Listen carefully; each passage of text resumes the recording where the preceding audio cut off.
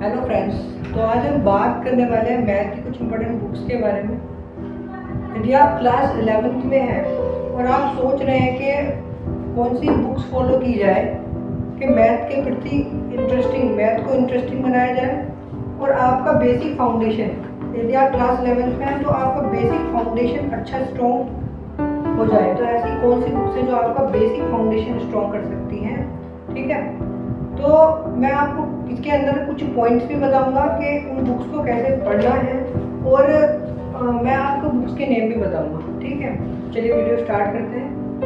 ठीक है, यदि आप क्लास 11 में प्रिपेयर कर रहे हैं और आप सोच रहे हैं कि आप एकेडमिक लेवल को भी स्ट्रॉन्ग कर दें और आप कॉम्पिटिटिव एग्जाम जैसे जेईई मेन, सीयूईटी या डब्ल्यूबीजेडब्ल्यू या अदर कॉम्पिटिटिव एग्जाम इंजीनियरिंग के, उसमें उसके लिए एक अच्छा बेसिक स्ट्रॉन्ग करें। उसके लिए कौन सी अच्छी बुक्स हैं, कौन सी बेस्ट बुक है जो आपको एक अच्छा स्कोर कराने में हेल्प करेगी। ठीक है, तो सबसे पहले यदि आप सीबीएसई लेवल पे या आईसीएसई लेवल या यूपी बोर्ड लेवल पर हैं, ऐसे बोर्ड पर हैं, तो आपके एकेडमिक लेवल को प्रिपेयर करने, अगर आप एकेडमिक लेवल पे प्रिपेयर करना चाहते हैं तो उसके लिए एक बेसिक बुक है जिसका नाम है एनसीईआरटी।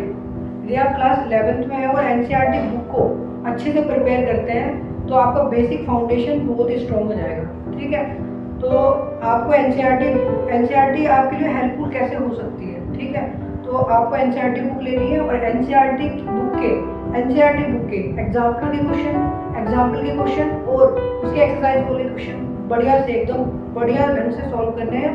और अगर आप एनसीईआरटी बुक के हर चैप्टर में आप एग्जाम्पल के क्वेश्चन, एक्सरसाइज वाले क्वेश्चन और उसके मिसलिनियस वाले क्वेश्चन बहुत अच्छे लेवल से प्रिपेयर करते हैं तो आपका मैथ्स का फाउंडेशन बहुत अच्छे लेवल से बिल्ड हो जाएगा। ठीक है, और आपको मैथ्स के प्रति एक अच्छा अनुभव और एक अच्छा इंटरेस्ट बन जाएगा। अगर आप एनसीईआरटी से ही फॉलो करोगे, एनसीईआरटी लेवल से ही फॉलो करोगे तो आप मैथ्स के प्रति बहुत ही ज़्यादा इंटरेस्टेड हो जाओगे। ठीक है, तो यदि आप एनसीईआरटी फॉलो कर रहे हो, उसके बाद आपका बेसिक फाउंडेशन स्ट्रॉन्ग हो गया, उसके बाद क्या करना पड़ेगा, जिसके बाद हम और अच्छे से प्रिपेयर करें और अपनी प्रिपरेशन को एक अलग लेवल पे लेके जाएं। ठीक है, तो यदि आप एनसीईआरटी स्ट्रॉन्ग कर ली, उसके बाद आपको बोर्ड से हल्का सा या कॉम्पिटिटिव वाली फील लेनी है, कंपटीशन वाली फील लेनी है। उसके लिए आपको एनसीईआरटी बुक के साथ एनसीईआरटी एग्जाम्पलर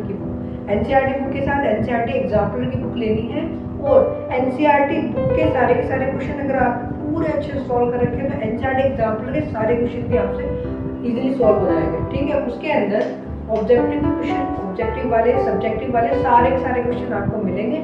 उसके अंदर बहुत ही अच्छे लेवल से एनसीईआरटी एग्जाम्पलर बुक प्रिपेयर करी गई है। यदि आप एनसीईआरटी बुक और एनसीईआरटी एग्जाम्पलर दोनों का कंबाइन, एनसीईआरटी बुक और एनसीईआरटी एग्जाम्पलर दोनों को बढ़िया अच्छे ढंग से सॉल्व कर लेते हो तो आपकी बेसिक लेवल की प्रिपरेशन, बोर्ड लेवल की प्रिपरेशन और बोर्ड से आपको बेसिक फाउंडेशन जो कॉम्पिटिटिव एग्जाम का है वो बहुत अच्छे तरीके से बिल्ड हो जाएगा।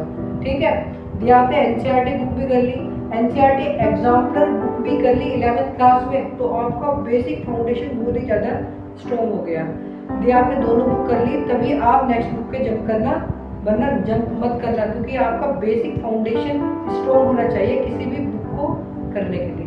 ठीक है, ये आपने अपना बेसिक स्ट्रॉन्ग कर लिया, उसके बाद नेक्स्ट बुक है जो मैं आपको अभी बताऊंगा।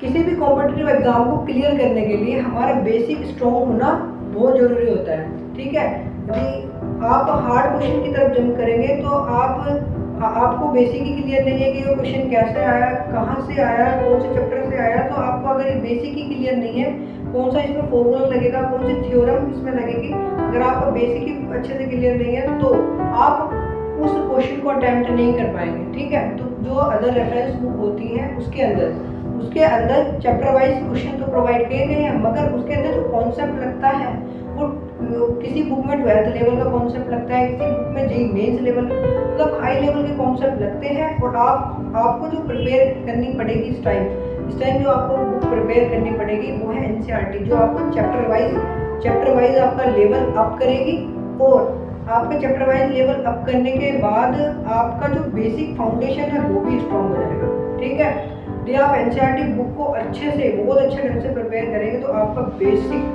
और एकेडमिक लेवल के साथ साथ आपका कॉम्पिटिटिव लेवल का एक स्ट्रॉन्ग बेस बन जाएगा। ठीक है, और अगर आपने ये सब कर लिया, उसके बाद क्या करना चाहिए, उसके बाद कौन सी बुक्स फॉलो करनी चाहिए,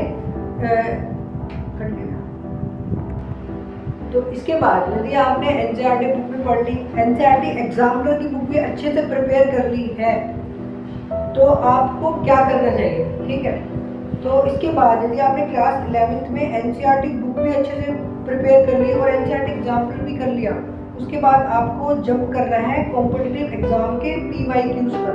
ठीक है, तो जैसे आप जेईई मेंस की प्रिपरेशन कर रहे हैं तो आप जेईई मेंस के PYQs सॉल्व कीजिए, या किसी भी, या WBJEE के या बिटसेट के, या किसी भी उसके चैप्टर वाइज क्वेश्चन बैंक आती है, chapter wise previous question paper आते हैं, आप उसे सॉल्व कर सकते हैं। ठीक है, तो आप 40 ईयर के इनफ रहेंगे, या 40 या 15 या जितने भी ईयर के क्वेश्चन पेपर आपको मिले, आप 40 ईयर्स के बेस्ट रहते हैं, आप 40 ईयर्स के क्वेश्चन पेपर लेकर आओ और उन्हें सॉल्व करो बार बार चैप्टर वाइज। जैसे आपने क्वाड्रेटिक इक्वेशन किया, आपने एनसीईआरटी से अपने क्वाड्रेटिक इक्वेशन किया, एनसीईआरटी एग्जाम्पल से भी आपको क्वाड्रेटिक इक्वेशन एकदम अच्छे से क्लियर है, तो आप जेईई मेंस लेवल के या अपने WBJEE के बिटसेट लेवल के चैप्टर वाइज PYQs में से क्वाड्रेटिक इक्वेशन के वे वाले क्वेश्चन जो आपसे बन रहे हैं, वे वाले क्वेश्चन करिए।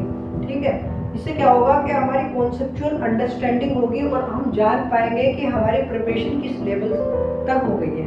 ठीक है, यदि आप इतना भी कर लेते हैं तो आपका 11th क्लास में बहुत अच्छा बेसिक्स स्ट्रॉन्ग हो जाएगा और कॉम्पिटिटिव लेवल से भी आप बहुत ज़्यादा स्ट्रॉन्ग हो जाते हैं। ठीक है, तो ज़्यादा किसी बुक्स की रिक्वायरमेंट क्लास 11th क्लास में नहीं है। क्यों? क्योंकि 11th क्लास में हमारे पास फिजिक्स भी है, हमारे पास केमिस्ट्री भी है, तो हम मैथ्स का वेटेज ज़्यादा, अगर हम एक्स्ट्रा बुक्स के पास जाएंगे तो अगर हम फॉर एग्जांपल अगर हम अलग बुक्स करें तो उसके अंदर ऐसे गिवन है, उसके अंदर किसी में क्लास 12th का कॉन्सेप्ट है, किसी में अच्छा लेवल का कॉन्सेप्ट है, तो बेसिक जो लेवल आपका मजबूत करेगी वो एनसीईआरटी बुक्स करेगी और एनसीईआरटी बुक्स और एनसीईआरटी एग्जाम्पलर को ही आप प्रीफर करें स्टार्टिंग में, और उसके बाद जंप करें प्रीवियस ईयर क्वेश्चन पेपर पर। ठीक है, तो आपको इतना ही करना है क्लास 11th क्लास में, आपका बेसिक बहुत ही अच्छा हो जाएगा। आपको किसी और बुक्स के पीछे नहीं भागना कि मैं ये बुक्स करूँगा, ये बुक्स करूँगा, नहीं, मैं RS भी कर लूँगा, मैं ये भी कर लूँगा, मैं वो भी कर लूँगा, नहीं। आपको सबसे पहले रिक्वायरमेंट है एनसीईआरटी बुक्स की। कुछ बच्चे ऐसे होते हैं जो एनसीईआरटी बुक्स को ही सॉल्व नहीं कर पाते पूरा, और वे किसी और अदर रेफरेंस बुक के पीछे पड़ जाते हैं और वो भी बुक उनसे पूरी कंप्लीट सॉल्व भी नहीं होती, और लास्ट में देखते हैं कि कुछ चैप्टर मेरे बिल्कुल ही गोल हैं, बिल्कुल ही उनके बारे में बिल्कुल ही हमें नहीं पता। ठीक है, एनसीईआरटी बुक में क्या करा गया है, बहुत ही लिमिटेड क्वेश्चन जो आपके बेसिक्स को, हाँ कुछ चैप्टर ऐसे हैं जिसके अंदर क्वेश्चन का लेवल बहुत डाउन है, मगर आपका बेसिक क्लियर कर देगी एनसीईआरटी, आपका बेसिक्स क्लियर कर देगी। इसमें बहुत अच्छे चैप्टर भी हैं, जैसे सीक्वेंस सीरीज है। ठीक है, सीक्वेंस सीरीज में भी काफ़ी अच्छे उसकी मिसलिनियस एक्सरसाइज भी, ठीक है, जैसे बायनोमियल थ्योरम के अंदर भी काफ़ी अच्छी मिसलिनियस एक्सरसाइज भी प्रोवाइड करी गई है। मुझे बहुत अच्छी लगती है एनसीईआरटी बुक का फाउंडेशन जो है अब करने का किसी भी बच्चों को बहुत बेस्ट है। आप एनसीईआरटी बुक ही फॉलो करें और एनसीईआरटी एग्जाम्पल को ही फॉलो करें, ये आपकी बहुत हेल्प करेगी आपके कॉम्पिटिटिव एग्जाम के बेसिक्स के लिए।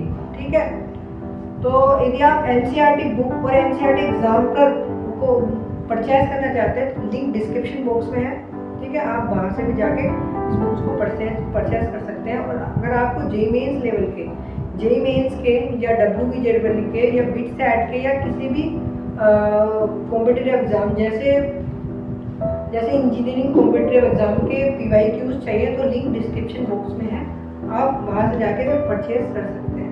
ठीक है, तो गाइस अगर आपको वीडियो पसंद आई तो लाइक कीजिए, शेयर कीजिए, सब्सक्राइब कीजिए, और ऐसे ऐसे ही वीडियो में जब भी मैं बनाऊँ तो आपको नोटिफिकेशन मिल जाए, इसलिए बेल आइकन को भी ऑन कर दीजिएगा। Thank you.